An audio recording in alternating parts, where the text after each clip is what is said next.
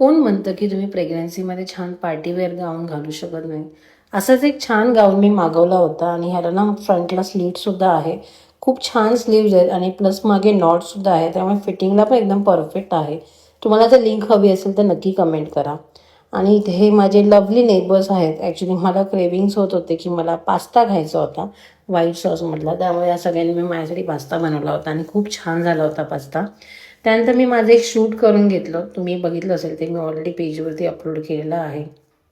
आणि हे जे कवर्स आहेत ना, चेअरचे कवर्स, ते मी ॲमेझॉनवरून मागवले होते.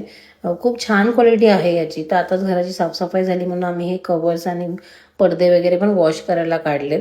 आणि ह्याच्यामुळे ना तुमचे चेअर्स तर खराब होत नाहीत, प्लस तुमच्या डायनिंग टेबलला एक वेगळा लुकसुद्धा येतो. ह्याच्यामध्ये भरपूर सारे कलर्ससुद्धा अवेलेबल आहेत. त्याच्यानंतर थोडाफार माझ्याकडे वेळ होता म्हणून मी विचार केला की माझं कपाट लावून घेते. ॲक्च्युली पूर्ण कपाट एकत्र तर नाही राहू शकत, कारण तेवढी माझ्याकडे कॅपॅसिटी नाही आहे. मी बसू शकते किंवा एवढ्या वेळ उभं राहू शकते. तर मी असं ठरवलं की जसा मला वेळ मिळेल तसा मी एक एक कप्पा तरी लावून घेईन.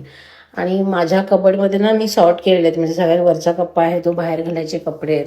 आता जे मी सॉर्ट केले ते सगळे माझे घरी घालायचे कपडे आहेत. तर माझ्याकडे थोडाच वेळ होता म्हणून तेवढेच मी सॉर्ट केले, व्यवस्थित घड्या घातल्या आणि जे मला लागणारे होते ना डेलीचे ते पुढे ठेवलेत आणि जे न लागणारे ते मागे ठेवलेत. आजच्या व्हिडिओसाठी इतकंच. बाय.